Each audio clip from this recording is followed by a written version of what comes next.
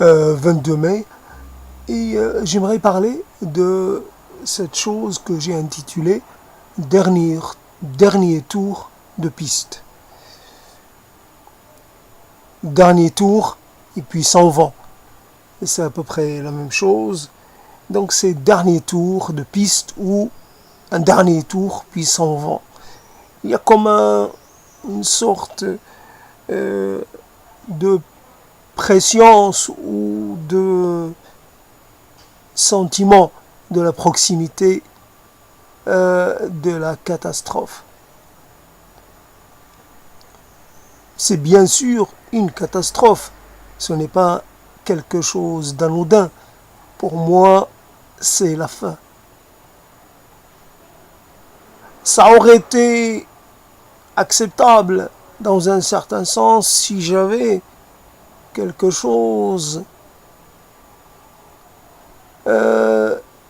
pour remplacer. Tu me proposes d'aller ailleurs. Mais il y a quoi? Il y aura quoi ailleurs? S'il n'y a rien, je ne vois pas l'intérêt d'y aller. Pourquoi je vais me hâter? Pourquoi je vais un peu abréger le délai? Non, je prends mon temps. Puis même. Mais cela, je le dis en toute méconnaissance de cause. Je n'en sais rien. Donc je fais tout. En sorte, je crée une digue des mots. Une digue avec les mots.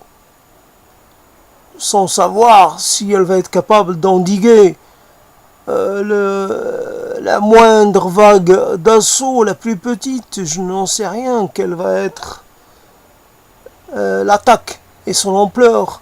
Il est possible que je sois face à un ennemi d'une puissance, face à une force telle que mes digues ne résisteront pas. Voilà un peu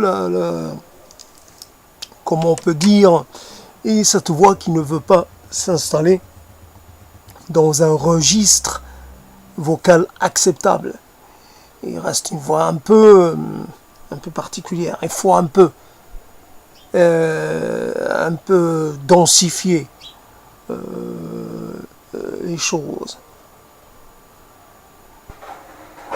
La voix est un support, est un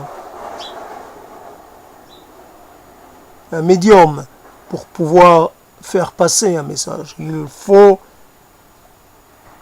d'abord parler d'une certaine façon pour pouvoir attirer l'attention de l'auditeur. Il faut que l'auditeur se positionne bien pour recevoir un peu les mots qui vont venir ou qui ne vont pas venir. Mais je ne promets rien car je n'ai rien à promettre dans cette situation-là. Il n'y a rien. Dernier tour, et puis s'en vont. Et puis, il déclare forfait. Ici, il n'y a pas d'importance. Qu'il reste 1 an, ou moins d'1 an, ou 10 ans, ou 15 ans, ça n'a pas d'importance. Le temps qui reste, ça ne sera jamais suffisant. Et puis, ça ne voudra rien dire, puisque l'issue serait l'anéantissement. Si je construis quelque chose, ça ne me servira point. Peut-être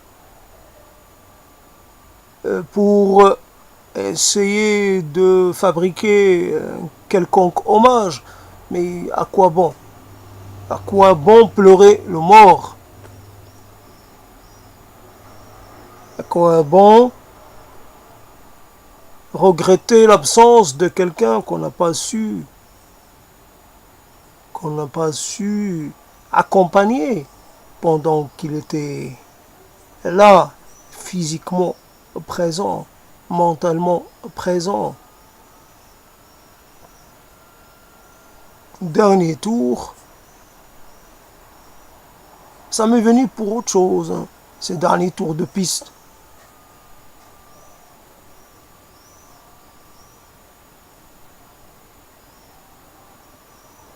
Ça m'est venu pour autre chose. Et puis je me suis dit, tu pourras aussi l'utiliser dans tes développements, tu pourras aussi. J'ai tellement parlé de l'approche ou du néant et de, j'allais dire, de la nuit, de la grande nuit, de la nuit éternelle. Puisque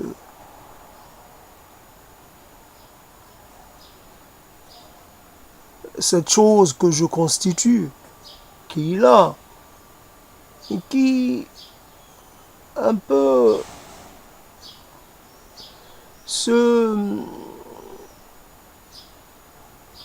a peu de contact avec son environnement, ou alors presque pas de contact.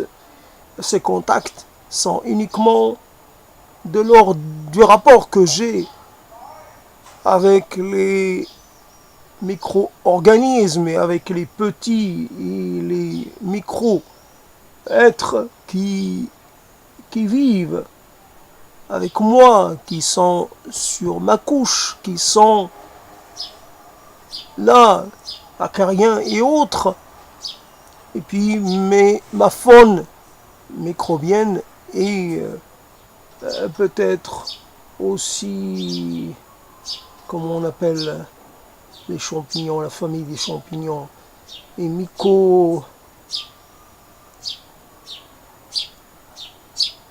j'ai oublié. En tout cas, et puis il y a ce que vous entendez.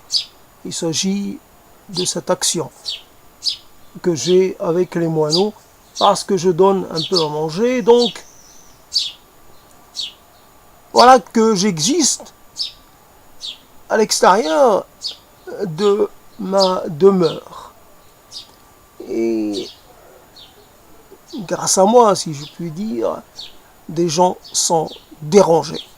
J'imagine que quelques-uns peuvent très bien accepter que les moineaux les dérangent, parce que les petits réclament. S'ils réclament, c'est toute la journée, ils ne s'arrêtent pas. Et donc, tant que je leur donne quelque chose à manger, ils ne s'éloignent pas. C'est dans la nature des moineaux de rester à proximité des lieux de nourrissage. Donc, voilà, ils attendent. Et voilà, donc, j'ai fait l'expérience, j'ai arrêté de nourrir, et puis d'un seul coup, plus de bruit. La rue est devenue silencieuse, donc je me suis dit, j'en ai conclu, je suis le seul à nourrir les moineaux, et donc je suis le seul à pouvoir un peu perturber la quiétude de ce lieu. Ah, j'existe malgré vous, contre vous. Vous fermez, vous fermez vos fenêtres, vos volets pour ne pas me voir. Vous dérobez à mon regard, même si je suis devenu à moitié aveugle, mais vous pensez que je peux encore vous voir. C'est cela la chose. Les gens pensent encore que je suis capable de voir ce qu'ils font, alors qu'en fait, je ne vois rien. Je ne peux rien distinguer. Et donc, vous ne pouvez pas vous cacher. Au moins, le jour, les moineaux sont là, ils vous dérangent, et c'est à cause de moi. Et vous, peut-être, vous ne faites pas le rapport. Mais moi, je fais ce rapport entre moi, mes gestes, et ce qui se passe comme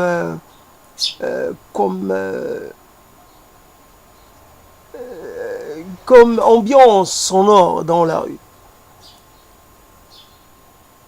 Évidemment, d'habitude, j'entends plus les moignons réclamer un peu plus tard dans la saison. Là, on est au mois de mai, j'imagine, c'est la première volée, ou la première nichée, peut-être même la deuxième, mais en tout cas, c'est la première nichée. À un moment, j'avais les les, les maisons charbonnières qui venaient, mais je ne sais pourquoi elle ne vient plus.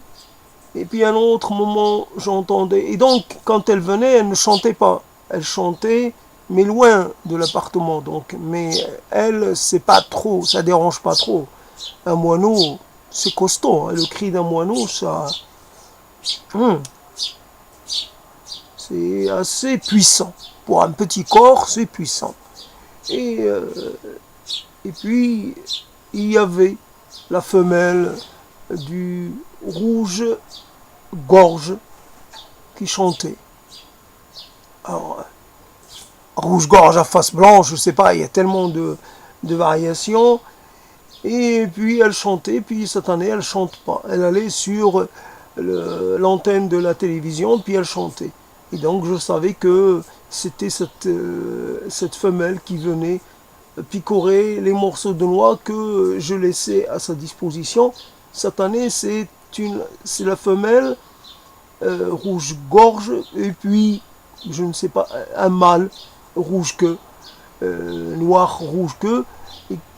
Bon, là, ils se sont absentés depuis quelques temps. Ils sont venus pendant quelques jours, mais il n'y a pas de chant. Donc, je ne peux pas dire que j'ajoute un peu au bruit des moineaux, j'ajoute le chant des mésanges et le chant et le chant des rouges, etc. Et puis, mon action seconde, ou ma troisième action, c'est celle de faire pousser des plantes.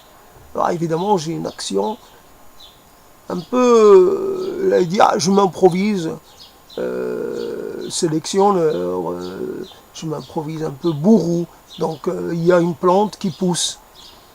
Je lui ai laissé en fait la possibilité de pousser à son aise, et vraiment c'est devenu quelque chose dans un pot. Elle a pu pousser un peu à son maximum. Là, elle s'est étalée, etc. Mais ailleurs, elle me dérange. Elle a une telle, comment dire, elle est partout. Et je vois pas, mais j'arrive encore à distinguer la forme qu'elle a quand elle commence à émerger, ces 4 petites feuilles. Et donc, je l'enlève.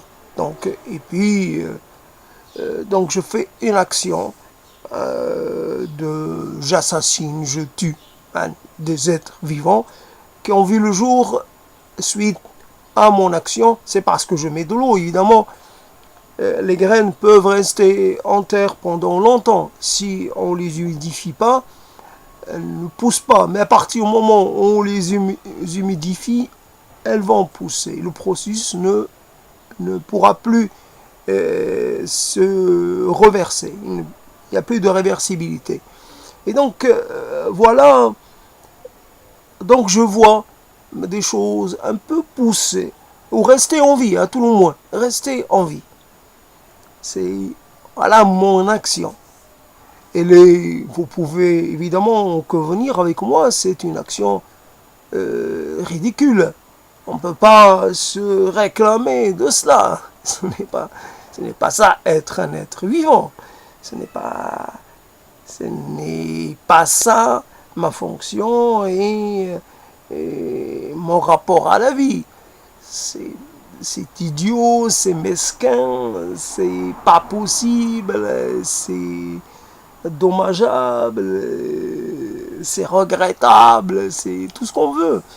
On peut, voilà, donc je me dis, tant qu'à faire, je ne suis pas dans les meilleures dispositions, pourtant, je me dis, essaye de t'accompagner avec le son de ta voix, et puis essaye d'habiter ces propos,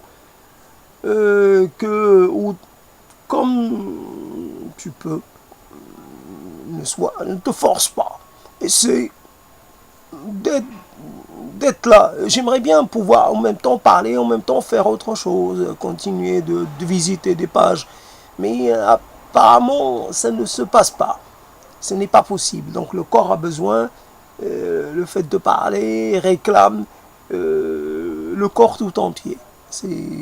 J'en ai déjà parlé à plusieurs reprises, mais l'activité de parler comme ça est assez monopolisatrice et assez... elle n'est pas partageuse, voilà. Donc, dernier tour de piste, parce que quelquefois, il faut aussi un peu rester présent dans le propos, parce que autrement, je pourrais très bien me perdre, commencer un peu à divaguer. Et c'est pas que je n'aime pas la divagation, mais je commençais à ne plus être très compréhensible ou à plus tellement, je sais pas, être un peu hors de quelque chose. Et certains peuvent très bien reprocher à ce propos de ne avoir ni queue ni tête, etc., etc. Je m'en fiche en fait. Je le fais pour moi. C'est mon œuvre à moi. C'est mon mausolée. Voilà, je construis mon mausolée à moi. Et évidemment, c'est un mausolée, tout ce qui est de plus précaire, tout ce qui est de plus insignifiant, mais peu importe. Et si je dis insignifiant, non, c'est signifiant, c'est pas insignifiant. Arrête cette psychanalyse de mes deux qui a fait tant pour réduire toutes nos actions à rien. On dit une chose, puis on la dézingue dans le même comment dire, faut savoir s'affirmer. Quitte à se tromper, mais ce n'est pas un problème. Je peux me tromper, mais je m'en fiche de me tromper. Voilà ce qu'il faut se dire. Je peux laisser libre cours à mon ego s'il a envie de se persuader qu'il est le plus, je sais quoi, superlatif au monde. C'est son... Je le laisse faire. Pourquoi je vais le restreindre? Pourquoi je vais le moquer, comment dire, le déstabiliser, porter atteinte à... Non, je le laisse. Il en a envie. Il en ressent le besoin. Et puis, il y a bien sûr des besoins, ça dépend des besoins, mais en ce cas-là, dans ce registre-là, je ne fais de mal à personne. Voilà. Je ne porte atteinte à l'intégrité de personne. On n'a qu'à faire un concours qui est le plus beau, qui est le plus machin, etc. On pourrait faire cela. Ben, ce n'est pas un problème. Moi, je digne à personne de dire ce qu'il aurait envie de dire. Tout le monde a le droit de dire. Tout le monde a le droit de... Toi, tu es le roi, mais moi, je suis le roi. Comme cette histoire que j'ai appris quand j'étais petit. Il y a quelqu'un qui a dit, moi, je suis le... je sais pas quoi. Je suis des tailleurs, voilà. Tailleur a dit, moi, je suis le meilleur tailleur de cette ville. L'autre a dit, le meilleur tailleur de cette rue. C'était une histoire de tailleur. Voilà, à l'époque, il devait exister beaucoup de tailleurs. Maintenant, c'est du prêt-à-porter, donc on ne taille plus, on fait plus ses vêtements chez le tailleur, à moins d'être très fortuné, mais c'est une autre affaire. Et un qui se voulait, d'après l'histoire, qui se voulait plus intelligent, a dit, je suis le meilleur tailleur de cette rue. Et quelque part, il a conclu. Il a un peu piégé les autres. Les autres peuvent se revendiquer comme les meilleurs au monde, mais lui, il est le meilleur de cette rue. Donc, puisqu'ils sont dans la même rue, logiquement, il est quelque part. Mais en fait, ça ne tient pas tant que ça, cette logique. Elle est un peu bancale, mais à l'époque, elle m'avait satisfaite. Voilà un peu concours à chacun. S'il a envie de se déclarer le plus apte ou le plus accompli dans telle ou telle tâche. Peu importe. Souvent, certaines personnes nous complimentent sur une chose ou une autre, et quelquefois, nous trouvons leurs compliments un peu déplacés ou un peu immérités, mais si une personne décide de se complimenter, c'est que peut-être elle sait pourquoi. Elle sait qu'elle le vaut. voilà, un peu, je récupère ce slogan publicitaire, je le vaux, voilà, quelque part. Et voilà, adieu la psychanalyse, et c'est sans relativisme, un peu cette histoire de relativisme, euh, la Terre, le Soleil ne tourne pas autour de la Terre, c'est le premier relativisme. Après, évidemment, je ne sais quoi, quel est le deuxième relativisme. Après le troisième relativisme, peut-être c'était la psychanalyse qui l'a installé. Je ne sais plus comment ça a été dit, mais en tout cas, cette tendance qu'a apporté la psychanalyse de tout vouloir, un peu tout réduire à juste une affaire personnelle. Et il faut savoir se contrôler, il faut savoir se mesurer, etc., etc. Il ne faut pas imposer ses choix aux autres, etc., etc. Et puis, pourquoi pas? Pourquoi pas? Pourquoi ne pas imposer?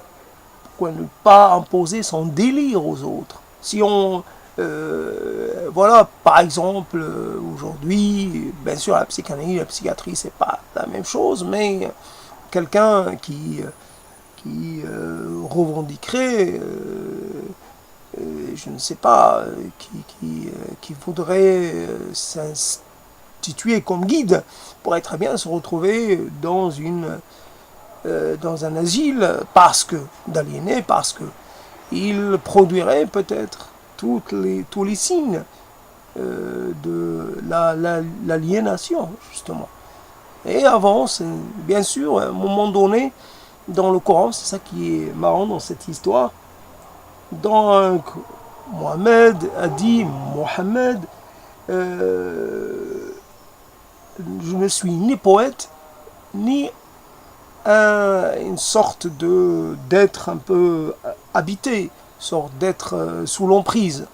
En fait, sous l'emprise, Mejnoun, Al-Jinn, bien sûr, c'est les êtres qui peuvent posséder les humains, un peu les entités invisibles, mais qui coexistent un peu avec les humains, et qui à un moment donné décident, je ne sais plus pour quelle raison, d'habiter un humain, et qui de ce fait, exactement la même chose que les possessions, et cet humain va se comporter de façon anormale.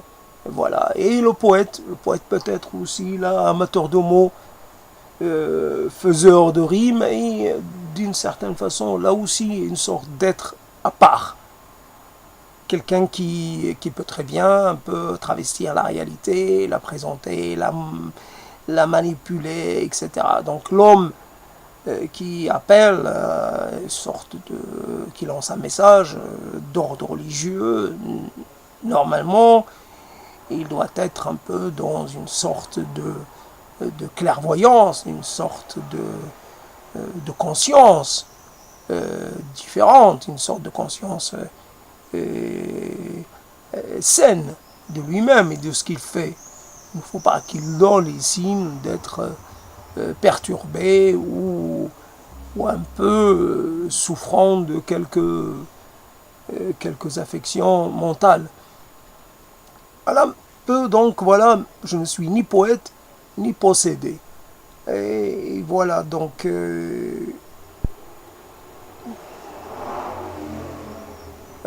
quelque part, c'est vrai quand on rencontre, quand on entend parler d'être vivant une certaine dissociation, présentant plusieurs personnalités, s'exprimant peut-être dans des langues différentes, peut-être s'exprimant avec des tonalités et ça laisse un peu quelque part un peu étonné. C'est un peu curieux et envie de savoir un peu plus. L'envie de sortir de soi, d'être un peu étranger à soi-même. Quand on a trop fréquenté soi et qu'on atteint ce que certains appellent la fatigue de soi et que on a beau essayer de se transcender, de se transformer, de se dépasser, qu'on a échoué. On retrouve toujours le même être ses faiblesses, avec ses atermoiements, avec ses doutes, avec ses machins, et on a envie à un moment d'être autre chose. Peut-être pas radicalement différent, mais d'être mieux que ce qu'on a été. Un peu de se débarrasser un peu des choses qui nous pèsent. Hein. Et voilà comment on peut considérer l'être aux multiples personnalités. On peut le considérer comme pouvant échapper à un moment à l'enfermement que constitue le fait d'avoir une seule et unique personnalité, avec évidemment toujours les variations normales, évidemment au niveau de la temporalité ou au niveau de ce qui se passe à l'intérieur, bien sûr, les émotions, etc., les stimuli et tout ça, font que réagissent différemment, mais on réagit, si on a la même, un stimulus toujours le même, on réagirait plus ou moins toujours de la même façon. Donc c'est soit toujours dans une certaine continuité, et dans une continuité qui devient difficile à continuer, difficile à supporter. Voilà, dernier tour de piste. Là, on se rend compte que quelque chose qui était... en fait, il n'y a que Dieu pour savoir, pour connaître un peu ce qui viendra après, ce qui peut venir après. Connaître l'inconnu. L'inconnu, en fait, l'inconnu dans le sens, l'inconnu des temps à venir, l'inconnu des jours à venir. C'est vrai, à force de se côtoyer, il y a une forme de prévisionnalité. On acquiert un peu cette compétence-là. On se dit, a priori, demain, je vais être là, au même endroit.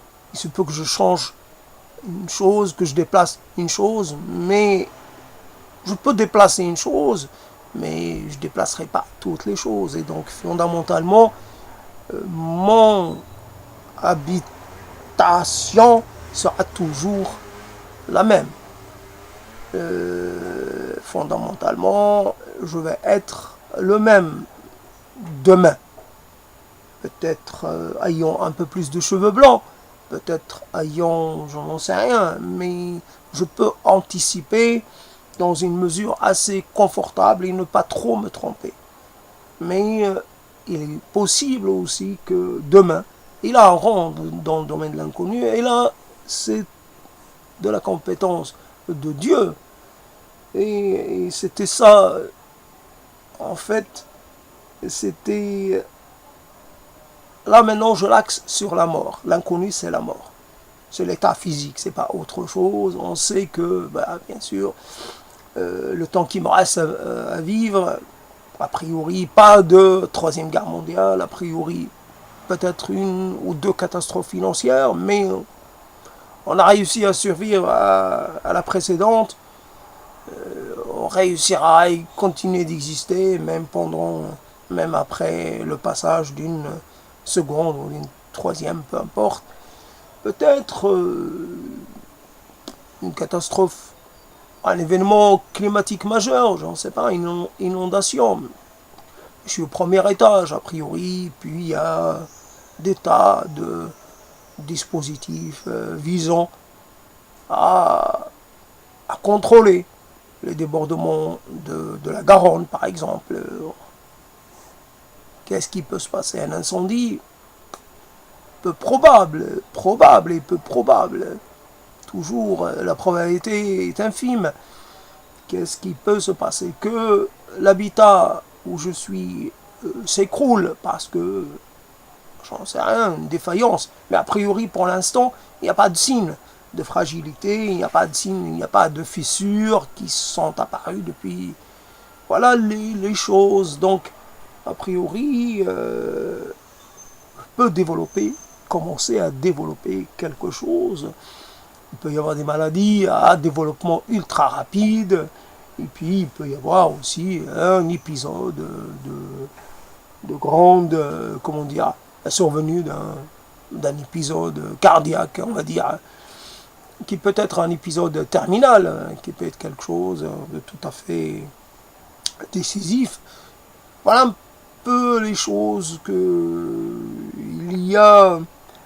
On parle de la mort, on parle beaucoup, beaucoup. Bon, moi, je trouve que j'en parle beaucoup, mais ça ne fait pas, ça me la rend pas familière. Ça me la rend pas, comment dire, ça la rend pas moins inquiétante, moins indésirable, moins infamilière, moins inconvenante, moins indésirable. Je la désire pas. Je la désire pas. Parce que je ne sais pas, quelque part, je vais être obligé d'avoir rendez-vous avec elle. Je vais être obligé de répondre à son appel. Donc, pour l'instant, je, tergiverse un peu, j'attends, je repousse l'instant. Parce que j'en sais rien et ça sera un rendez-vous et un seul. Une étreinte fatidique, voilà, donc je trouve pas que ça vaut le coup. Je trouve pas que ce soit si intéressant que cela.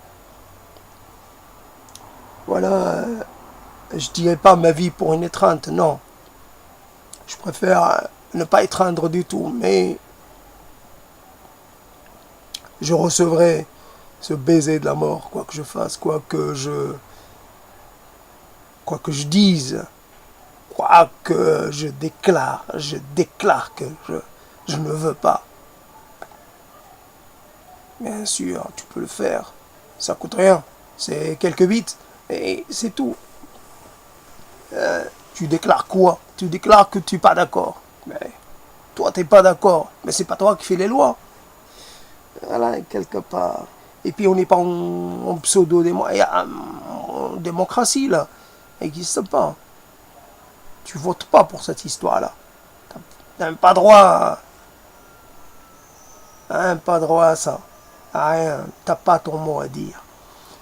Un dernier tour de piste et puis dernier tour de piste.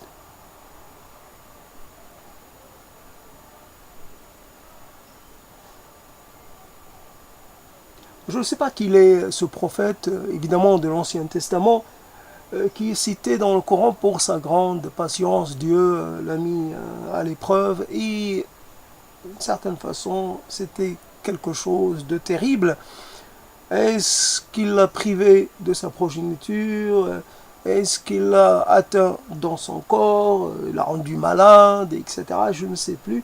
En tout cas, je ne saurais pas traduire son nom en français. Voilà. Et j'ai même des doutes sur le fait que ce soit le bon prophète auquel je pense. Avec le temps, tout devient confus. Mais la question qu'on peut se poser, à un moment, avec le temps, moi je dirais, les moineaux, ce sont des générations de moineaux que j'ai vu passer depuis que je donne à manger, peut-être 3 générations. C'est bien possible que ce soit 3 générations. Et puis, je ne sais pas ce qu'il y a, ce sont quelques éléments qui sont là avec moi, par exemple des fenêtres. Les fenêtres double vitrage qui sont là, depuis plus de 20 ans, plus de 25 ans, qui sont là. Le papier peint du lieu a été changé. Certaines choses ont été déplacées, certaines choses sont là depuis le début, d'autres depuis moins longtemps. Mais je sais qu'il y a des fenêtres, soit les volets intérieurs, soit les volets extérieurs, ils sont là depuis le départ. Ils n'ont même pas été repeints. Donc ils sont toujours là, tels que je les ai connus au premier jour. Voilà l'être humain, qu'est-ce que je peux je peux pas communiquer avec eux, avec ces volets-là. Ils sont là, mais on s'est fréquentés, on a été côte à côte pendant un temps infini, et pourtant, mais ça me rappelle cette histoire. Il y a quelqu'un ici même qui avait enlevé le, je sais pas comment on appelait ça, la plaque dans laquelle il y a le nom de la rue. Ben, j'imagine, j'avais vu ça ailleurs aussi. Peut-être maintenant, peut-être qu'ils font des plaques plus solides. En tout cas, on peut emporter une plaque parce que dans cette rue, quelqu'un aurait connu, aurait fait une rencontre, aurait vécu quelque chose d'assez important pour lui, et donc pour garder une sorte de preuve, voilà, il emporte la plaque. Et qu'est-ce que je peux faire moi? Dans ma tombe, j'emporte un volet pour dire, je porte quelque chose de cet appartement pour dire, cet appartement, c'est moi et, et moi c'est lui. D'une certaine façon, pour marquer mon appartenance et ma proximité et voilà un peu les choses, comment on peut les dire, ou ne pas les dire, peu importe. Cette histoire pour un peu... Et voilà, on se demande pourquoi, comment, pendant tout ce temps, on reste là à attendre. Il ne s'agit pas d'une réclusion, je veux dire, involontaire. Il s'agit de quelque chose qui peut ressembler à du volontaire. Voilà, si tu es là, c'est que... Ben, parce que tu le veux. Il suffit que tu ouvres ta porte, que tu descendes les quelques escaliers, puis tu es dans la rue, et puis tu peux te mélanger aux gens. Tu peux aller te mettre à la terrasse d'un café, et puis voilà, attendre. Et puis si tu trouves quelqu'un pas loin, ben, tu entames la conversation, puis ça y est, tu es de nouveau dans le monde. Tu te retrouves dans le monde. Qu'est-ce qui t'empêche de faire cela? Alors qu'un prisonnier véritable, il ne peut pas le faire. Il n'a pas cette possibilité-là. Il ne peut pas décider du moment où il peut sortir ou du moment où il peut rentrer. On lui dit, voilà, arrive l'heure de la promenade.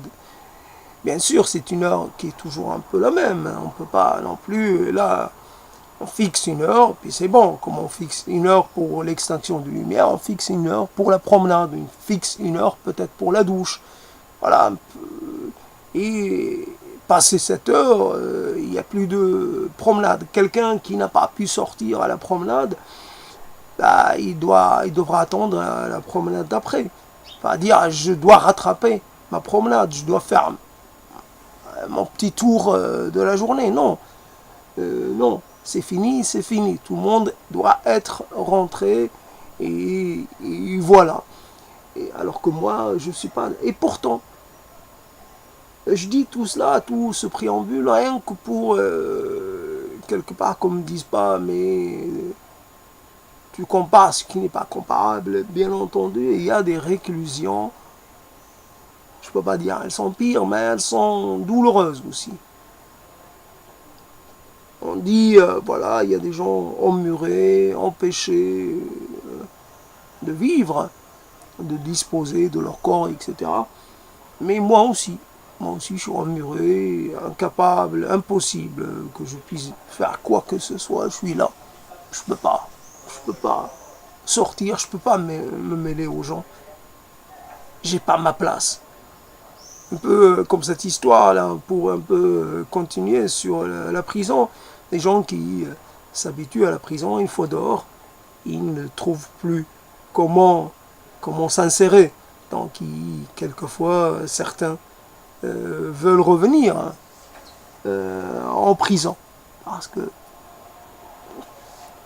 Et je trouve plus ma place. Alors je préfère ma prison plutôt que d'être dehors, parce que dehors, c'est dehors. C'est insécurisant. C'est devenu insécurisant, c'est devenu inconfortable. C'est plus chez moi. ce n'est pas chez moi, j'ai plus ma place, si jamais j'avais eu une place. Parce que là, toute la question est là, dès le début, depuis bien longtemps. Depuis le départ, je n'avais pas ma place. Point de vue administratif, bien sûr, j'avais un papier, j'avais une autorisation, mais d'un point de vue social, ou symbolique, j'y avais pas. J'avais pas ma place. Donc, j'allais pas tout le temps sortir mon papier, je suis autorisé à résider. Je peux pas toujours... non. Donc, et puis le temps passant, cette possibilité-là d'exister à l'extérieur avec les autres se réduit de plus en plus, devient de moins en moins possible, devient une sorte de remémoration, une sorte de... à propos de quelque chose qui a eu lieu. Un moment, un moment où j'ai marché à côté de quelqu'un. Ouais, j'ai marché comme j'ai marché à côté d'une fille, elle à pied, moi j'avais mon vélo, je poussais mon vélo, je voulais faire le chemin avec elle. C'est vrai. Je l'ai fait avec une fille, avec une autre. Je l'ai fait. Parce que c'était agréable, parce que... Il y en a une que j'aimais bien, une autre qui était difficile à aimer. Mais finalement, tout cela se terminait pareil. Ça n'a pas contribué à me donner, à me permettre d'acquérir, et une fois pour toutes, la capacité d'accompagner. Non. Personne ne veut de ma compagnie et personne ne veut m'accompagner dans quoi que ce soit. Alors, je reste là. Je reste là et voilà pour un dernier tour de piste, pour les derniers mots, des ultimités. Ouais, comme l'ultime atelier. Alors j'utilise, évidemment, j'ai lu un titre qui parlait de cet astéroïde, mais l'ultime. L'ultime. Bien sûr, on se cache derrière les mots. Bien sûr, l'ultime. Ouais. Ultime propos, ultime testament, ultime volonté, ultime action, ultime désir, ultime parole, ultime toujours quelque chose dans cette optique-là, dans cet esprit-là. Mais fondamentalement, je dis que je suis dans les derniers instants et pourtant je suis encore là. Je parle comme si c'était la dernière fois et je sais que je ne dis pas la vérité. Et c'est toujours marrant de voir quand quelqu'un, un primate par exemple, prépare son lit, etc. Ou c'est pas évident trouver ses aises. Comment on s'installe dans un nid quand un oiseau aussi s'installe dans son nid pour couver, les mouvements qu'il fait pour être dans les meilleures positions. Voilà un peu là, comment soi-même peut-être dans nos lits, comment on fait, comment on se positionne, etc.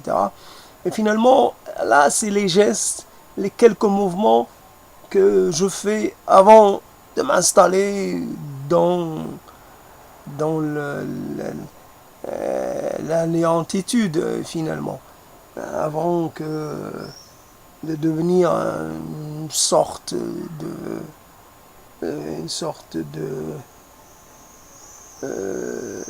cette histoire qui reste sur les verres comme le vestige, comme une sorte de reflet de quelque chose qui qui n'existe plus.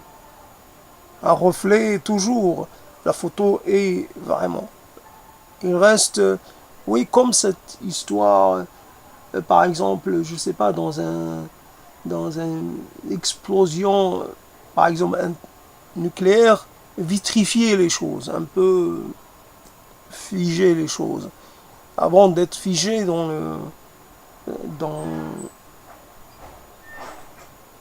avant de même perdre perdre toute identité visuelle, toute forme, perdre un peu toute matière, toute corporalité, toute, je ne sais pas, toute densité avant que d'être dans ma position ultime. Donc comment dire, je fais avec les mots comme si dernier mouvement. Ça peut prendre du temps. Évidemment, là, il s'agit d'une temporalité, géométrie variable, mais je sais pas, c'est pas temporalité à part en tout cas. Mais ça va venir, le moment où je vais m'installer, non pas pour couver, non pas pour m'endormir, pour une nuit de sommeil, non, je vais bouger dans ma couche pour finalement me figer une fois pour toutes, pour arrêter de bouger justement. Je ne vais pas donner naissance à la vie, je ne vais pas couver la vie, je vais couver les vers, si je puis dire. Je vais... voilà, donc dernier tour de piste. Comme ces histoires qui changent, on change. Le monde change, les choses qui pouvaient peut-être éveiller un peu la curiosité. Moi, je me rappelle la chose qui m'avait vraiment fait un énorme effet. J'étais excité à un point pas possible. C'est d'entendre parler du cirque. Le cirque Amar. Je ne l'ai pas vu ce cirque, mais j'en ai entendu parler. J'avais une excitation et un désir fou, mais je ne pouvais pas savoir ce que c'est que le cirque. J'ai entendu parler du cirque et les animaux, voilà. Voilà un peu comment les choses ont évolué. Dans mon enfance, première enfance à moi, donc le cirque, c'était extraordinaire. Donc j'aurais été super heureux si j'avais pu y aller. Mais j'ai même pas demandé. J'ai pas poussé les choses plus loin. Juste éprouver cette sensation. J'en ai entendu parler, je ne sais plus par qui, comme ça. Et puis ça s'est arrêté là. Et puis maintenant les choses évoluent. Alors il y a des gens qui demandent des cirques sans animaux. Voilà comment les choses. Alors évidemment un cirque sans animaux, ça a beaucoup moins d'effet. C'est quoi? C'est la jonglerie, puis c'est quoi? Quelques petits tours, quoi, avec des chiens, avec des chats peut-être, et avec non, avec quelques oiseaux. Ah, le cirque c'était parce qu'il y avait là l'animal sauvage, enfin un peu domestiqué. Il y avait l'éléphant, il y avait quelque chose, il y avait cette variété phonétique qui pouvait impressionner. Moi je me rappelle, je ne sais pas pourquoi, j'avais vu, j'étais là encore une fois très jeune, très jeune, et puis un jour comme ça, l'image du lion est venue m'empêcher de m'endormir tranquillement. Dès que je fermais les yeux, je voyais un lion. Est-ce que je l'avais vu sur une photo, dans un manuel? Je ne sais rien. En tout cas, le lion est venu une fois me faire peur avant que je m'endorme, avant que je puisse m'endormir. Et voilà, le lion, il aurait fallu le lion. Moi, je me rappelle, j'avais vu dans une revue la panthère noire. J'aurais peut-être été heureux de voir la panthère noire, la panthère normale, et puis ainsi de suite. Les autres animaux, je les connais, les vaches, tout ça, pour moi, ça n'avait rien d'exceptionnel. Une vache, peut-être un chameau, mais un chameau, peut-être pas trop. Les chameaux, il y en avait qu'un chez mon grand-père, donc quelque part, un chameau, une chamelle, je ne sais plus, enfin un dromadaire, quoi. Et en tout cas, je ne sais plus si c'était... c'est toujours impressionnant parce que c'est plus grand que le reste, c'est plus haut, tout ça, et puis cette tête-là bizarre et tout, le bruit que ça fait et tout, c'est particulier. ça correspond pas au gabarit des autres animaux de la ferme. Et si on a cette chose-là, cette bêtise de cette souris-là qui fait les choses toute seule, voilà, si on a cette chose-là, quelque part, on n'est pas dans la même, comment dire, les choses évoluent. Si on peut parler d'évolution, parce que l'évolution, ça a toujours un contenu positif ou positivant, comment dire,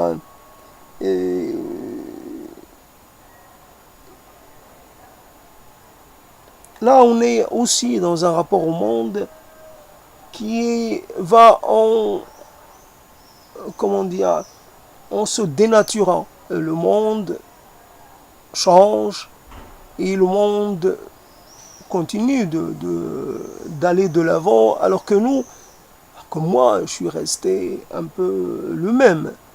Et malgré que je me tiens au courant de la plupart des choses qui se passent, il est évident que je suis forcé de prendre un peu ma retraite du monde, vu mon âge, etc. Et cette sortie du monde qui a commencé il y a déjà un certain temps, puis qui se continue, la sortie du monde. Et aujourd'hui, je pouvais tenir des discours ou des raisonnements sur des problématiques qui m'apparaissaient importantes, puis maintenant, ce sont d'autres problématiques, voilà, qui ne me disent rien, pour lesquelles je n'éprouve pas beaucoup de sympathie. Voilà, tout simplement parce que pour moi, il y a plus important, il y a plus primordial. Il y a des choses comme quelqu'un qui me parlerait, parce que de la démographie, qui dirait il y a trop, il y a trop. Moi aussi, qui n'a pas été un peu attentif au discours sur Malthusien ou néo-Malthusien, ou néo-Malthusien, peu importe. Mais finalement, quand on voit les choses, quand on voit comment ça évolue, on voit la certitude de l'inversion de la pyramide des âges, etc., etc., tout ce qui apparaissait comme une expansion folle, tout cela commence un peu à s'inverser, à se résorber, même si pour l'instant, je ne sais pas, comme j'avais été un peu, quand j'étais petit, j'avais été surpris quand quelqu'un m'avait dit, on appuie sur le frein, mais la voiture, évidemment, la force d'inertie, elle ne va pas s'arrêter de suite. La force d'inertie, voilà un peu le mouvement, la dynamique de population va continuer, parce que c'est comme cela. Et puis elle va s'arrêter, puis elle va s'inverser. Moi, je m'en fiche que la Terre, évidemment, je peux le dire, parce que c'est comme ça, je me fiche que la Terre sombre dans quoi que ce soit, je m'en fiche qu'il y ait du réchauffement climatique, etc. Bien sûr que je ne m'en fiche pas totalement. Je ne sais pas si je dis à cela, je souffre l'été. Ici, dans cette chambre, je souffre. Mais bon, je ne peux pas dire que cela est dû au réchauffement climatique. Ça demande à être super discuté. Mais en tout cas, j'aurais aimé avoir ma descendance à moi. En dehors de toute considération d'ordre, je n'en sais rien. Je m'en fiche. Je m'en fiche comme tout le monde doit s'en ficher. On ne doit pas penser, on doit d'abord penser descendance. Ne serait-ce que, quelque part, maintenir un peu le niveau actuel. Pourquoi ne maintiendrait-on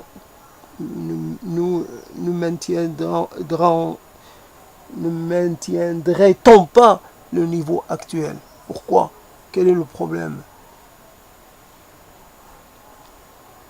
Par exemple, beaucoup de gens parle de, etc., de certaines choses, le gaspillage parce qu'utilisation de trop de ressources, mais il y a toujours une donnée qui n'est pas soulevée, en tout cas je n'entends pas parler, c'est celle de la conservation des matières. Beaucoup de gens produisent, que ce soit pendant des années favorables ou pas, produisent, mais après le problème est de conserver. Protéger des ravageurs, protéger de l'humidité, etc., etc. Ainsi, on produit quelque chose, puis les conditions de conversation font qu'elle se transforme en poison. Parce qu'il y a trop d'humidité, parce que, etc. Et puis, des céréales qui ont été entamées par des ravageurs, ils deviennent un peu impropres à la consommation. C'est pas parce qu'elles causent des désordres intérieurs, intestinaux ou autres. Non, c'est parce qu'il devient au goût, il y a une odeur, il y a un goût. Et avant de parler des conséquences sanitaires, c'est au niveau du goût, ça devient difficile à manger. Très difficile à manger. Ou alors il faut être dans des situations de pénurie assez avancées. En tout cas, voilà comment conserver ce qui est produit. Comment le conserver, évidemment, on parle beaucoup de pays dans lesquels il y a des méthodes de conservation, mais il y a des pays, il y a de la ressource qui se perd. Toujours, il y a de la ressource qui se perd, et partout, il y a de la ressource qui se perd, qui n'est, si un modèle à généraliser, celui de permettre à tous les petits producteurs, et il y en a un grand nombre, de pouvoir quelque part protéger je me rappelle de ces histoires-là, de ces rats taupes dont on parle beaucoup par rapport à leur longévité et leur résistance aux maladies, mais souvent ces rats taupes sont des nuisibles. Ils ramassent, évidemment ils ramassent les tubercules, mais ils peuvent, je ne sais pas s'ils ramassent les pommes de terre, etc. Donc ils sont en concurrence avec les paysans. Quelqu'un peut très bien considérer que c'est une merveille de la nature. En attendant, ce n'est pas ça. Je me rappelle, il y avait un moment donné, il y avait une maladie. Là, c'est les conditions de conservation. Après les maladies, c'est autre chose. Les maladies du manioc, etc. Là, j'en parle pas parce que je ne sais plus si c'est une peste ou je ne sais plus quoi qui devait se produire au niveau du manioc, qui était trop contagieux, qui allait mettre en difficulté des millions et des millions de paysans et par conséquent des millions de consommateurs ou des millions de personnes et qui se nourrissaient de ce manioc. Voilà un peu la chose, comment, dernier tour de piste, et comment parler un peu quand on n'est pas tout à fait dans ce qu'on dit. On est à l'extérieur, alors évidemment, il y a... on se permet un peu de... Voilà, je dis de créer du data, de créer des bits comme cela, comme de cette façon-là. Peut-être que ce n'est pas... j'en sais rien. Peut-être que je dis des choses, évidemment, que je pourrais très bien ne pas dire.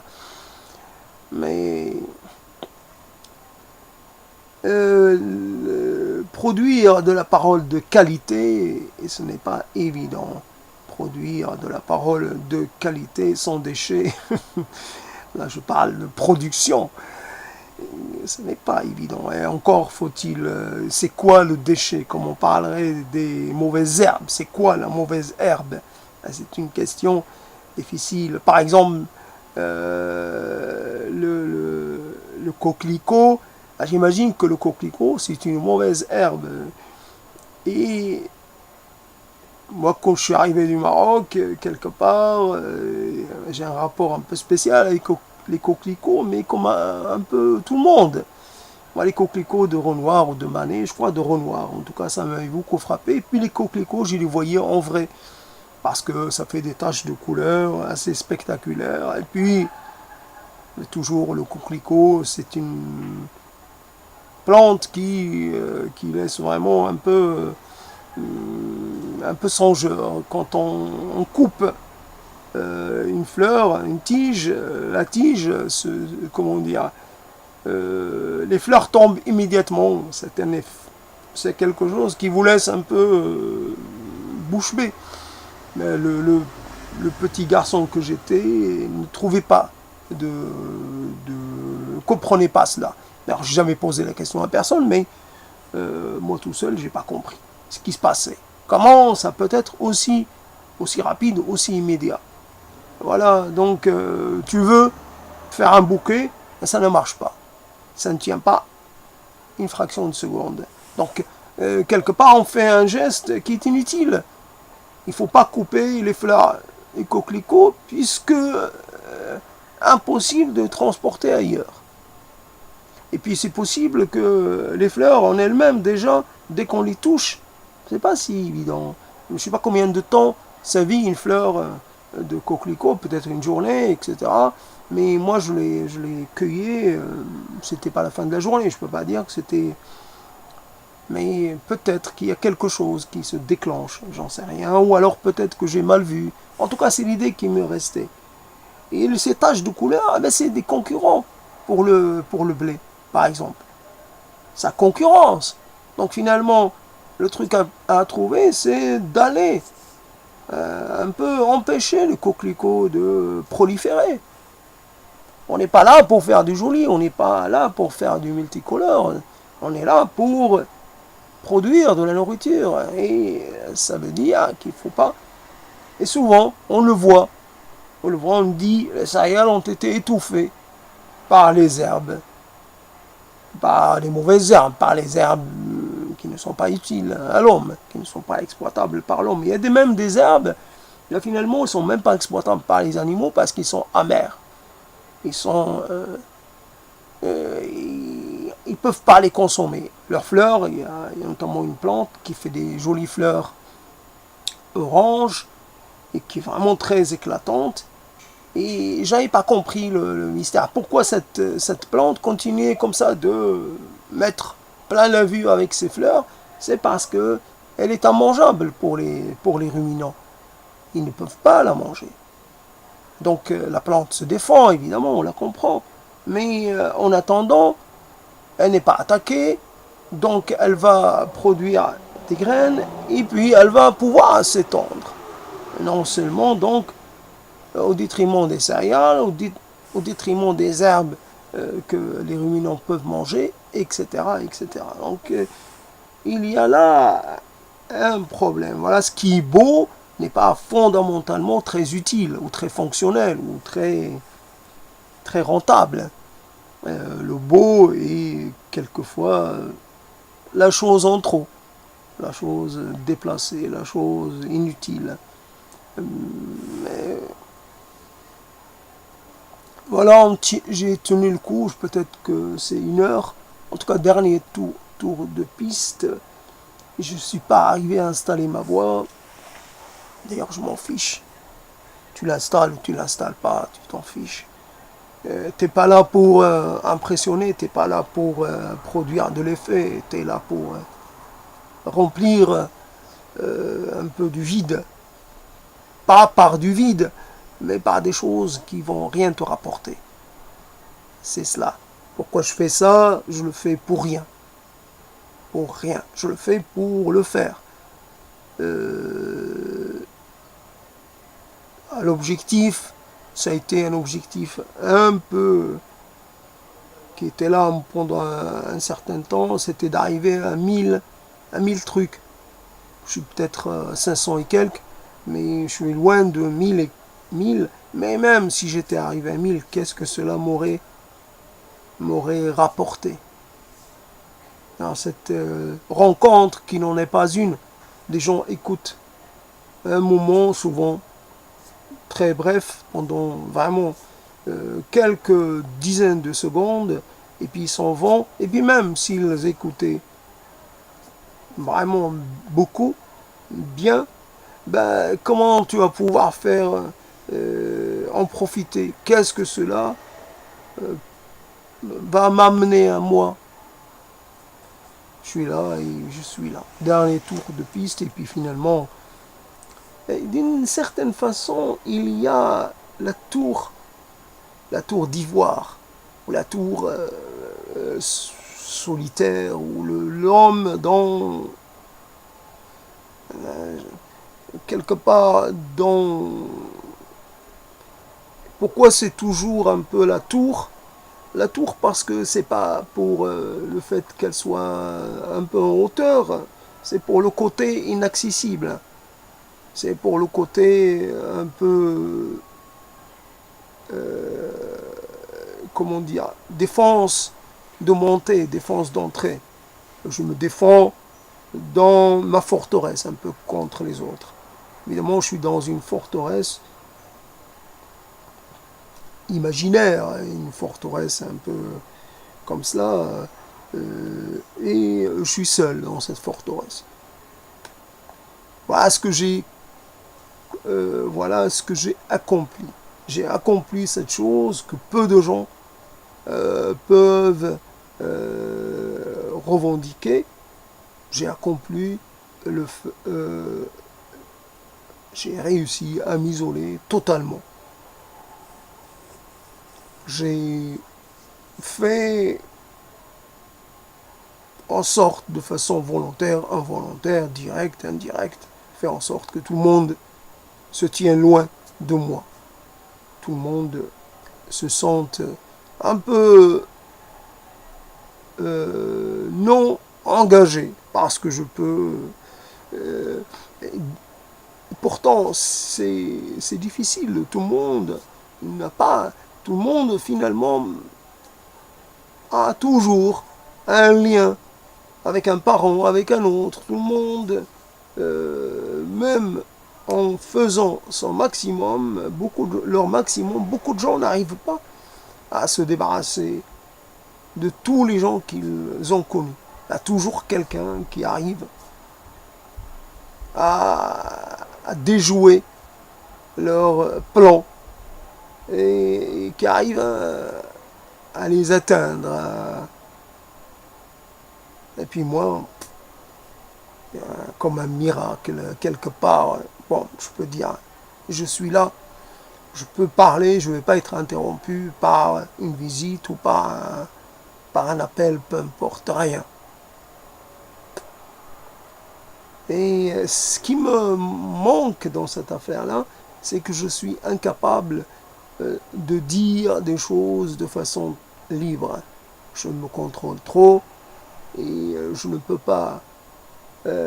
Évidemment, je sais que c'est quelque chose d'inutile, là encore ajouter de l'inutile.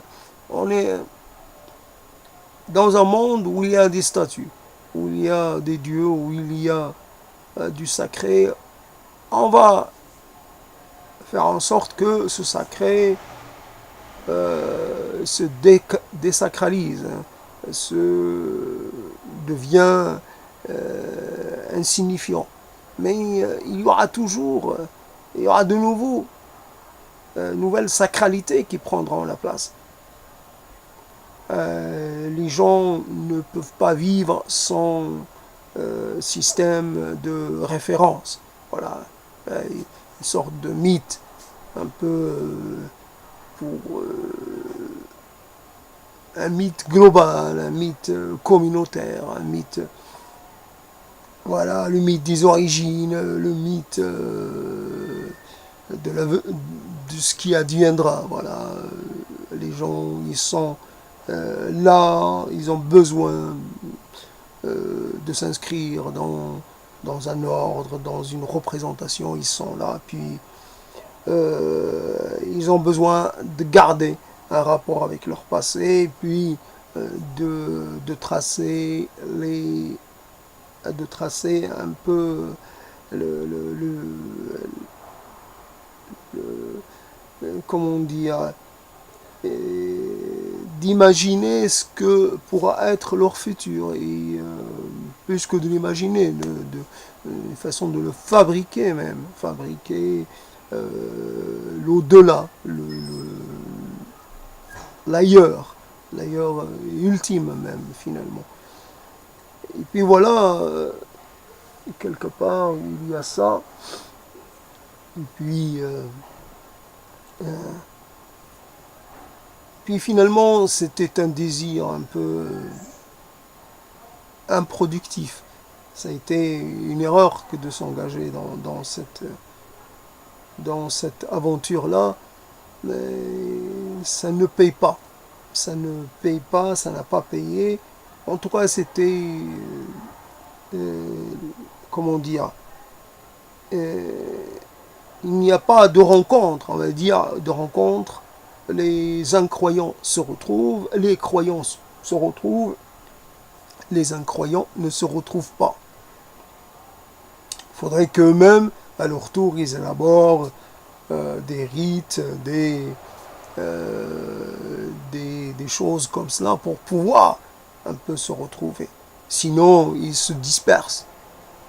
Et finalement, au moins, les croyants, on sait où le trouver, où les trouver.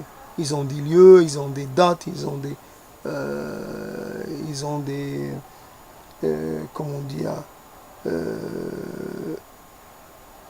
ils sont visibles. Et puis, et on peut compter sur eux pour, quelque part, vous soutenir d'une façon ou d'une autre en cas de besoin. Les incroyants, chacun pour soi et même pas Dieu pour tous, chacun pour soi. Il n'y a que ça. Ton salut, c'est à toi de le réaliser. Personne ne pourra t'aider à le réaliser. Il n'y a pas de salut ailleurs, il n'y a qu'un salut ici-bas, ici même. Et puis, si tu arrives à t'en sortir, c'est ton problème. Tu dois t'inventer tes propres repères, ton propre système de symboles. Tu dois créer ta propre légende, ton propre monde, ton propre univers, ton propre système de référence. Et ça ne marche pas. Ça ne marche pas parce que c'est souvent les religions, c'est l'œuvre d'une collectivité, c'est sur plusieurs périodes et sur un temps assez long. Et toi, tu veux comme ça le temps de ta vie ou une partie, tu veux commencer à tout faire, à tout produire. Ça ne fonctionne pas. Ça ne fonctionne pas. Ça peut fonctionner pour certains, mais en tout cas pour moi, ça n'a pas fonctionné. Je n'ai pas été capable de créer mon propre livre. Et voilà, je dois l'avouer. Voilà un peu dernier tour de piste, et dernier mot pour l'instant. Dernier mot pour l'instant. Comme un moment, quelque part, il arrive que on sent le cœur, on le sent jamais. Très rare qu'on s'en rende compte. Il fonctionne normalement, comme aussi pour le fait de respirer. Généralement, on respire, mais de façon, comment dire, involontaire. Enfin, je sais pas, on n'y fait pas attention. Et le cœur fonctionne. Quelquefois, le cœur, il semble se rappeler à nous, puis au lieu de mettre la main sur le côté gauche, on la met sur le côté droit, puis on se rattrape, et puis on la met sur le bon côté. Et on écoute un peu avec sa main, on écoute son cœur. Et comme je le fais là maintenant, j'ai peur. Je l'écoute, puis j'arrête tout de suite. T'as peur bizarre en tout cas, qu'il s'arrête de battre.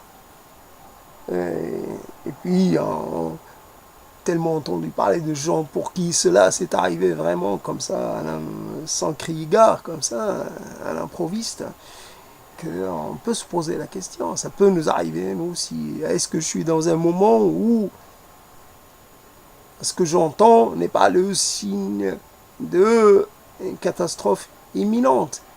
Voilà l'imminence de la catastrophe. Voilà un terme intéressant Je vais pas travailler dessus, je suis déjà ailleurs. Non, je suis ailleurs dans un sorte de, voilà comment mes jours passent. Pas sans que je me rende compte. Je peux pas dire sans que j'y sois présent. J'y suis présent. Mais d'une façon tellement atténuée, tellement peu impliquée, je m'implique pas. Je n'existe pas. Je n'existe pas. Et c'est rare. C'est vraiment une époque à dire j'ai pas connu de guerre, j'ai pas connu ça, j'ai pas connu ça. Mais pourtant,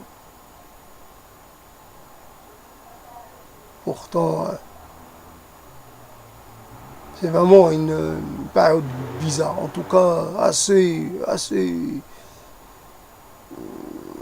je sais pas.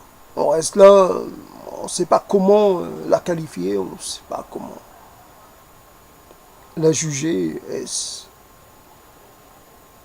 Ouais, euh, tant pis pour le collectif. Si je dois rester tranquille, c'est bien.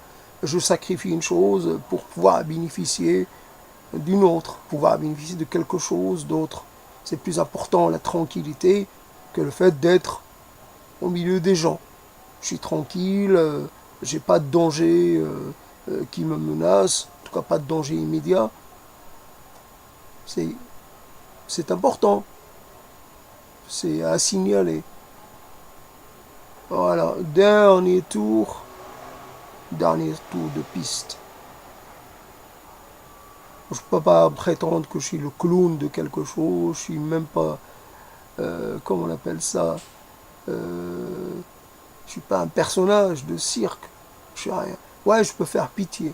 Dans le registre un peu inversé, je suis le clown triste, si je puis dire, le clown qui, là aussi, mais le clown triste peut aussi être un clown qui fait rire parce que il se prend le pied dans tout.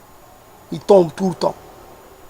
Il n'arrive pas à voir, il n'arrive pas à parler, il n'arrive pas à se faire aimer, à se faire entendre, à être compris. Il est toujours seul et puis là, il a toujours une larme à l'œil et puis il est là et puis il regarde triste et puis un peu résigné et puis il s'apitoie sur lui-même. Ouais, je suis le clown triste.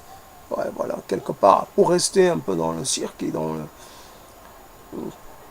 Voilà, je fais mon tour. Dernier tour, un peu le clown triste qui prend sa retraite. Ou on va dire, le cirque va fermer. Voilà, il va se retrouver un peu... il va partir dans sa roulotte et puis il va entamer un chemin en solitaire. Il va essayer de se trouver un petit coin pour essayer de mourir en paix. Voilà. Ainsi aura vécu le clown triste, ainsi. Et ainsi, il va s'éteindre. Que le clown triste, que personne n'a jamais pleuré. C'était pas... Jamais personne n'a jamais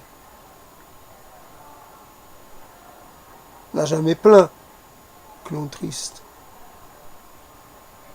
Voilà. Il est là et il attend. Et il attend. Chaque jour, il attend, il espère que ce soit le dernier.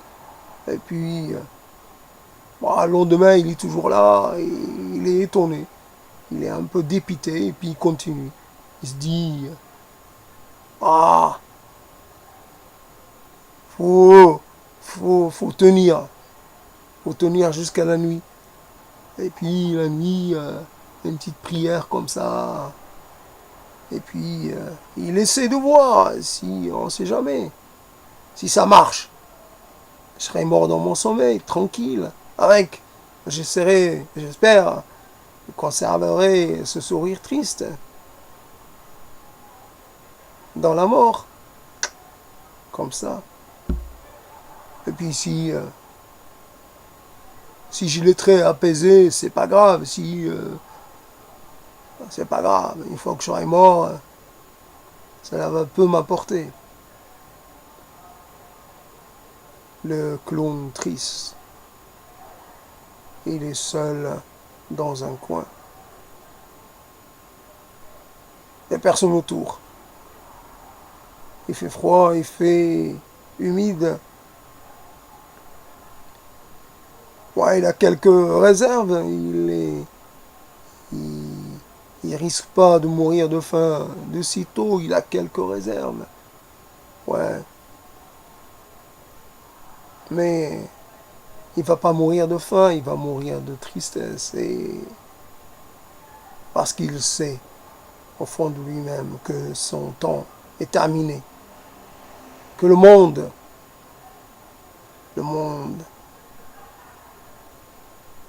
ne lui accordera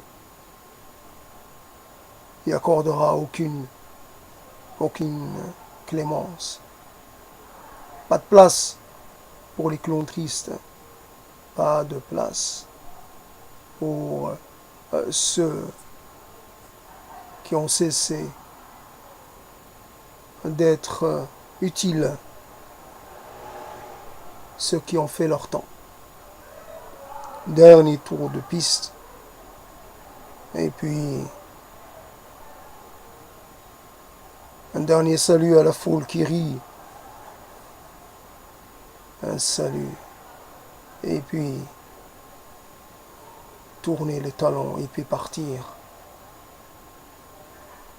Partir. Partir. Rideau. Un rideau.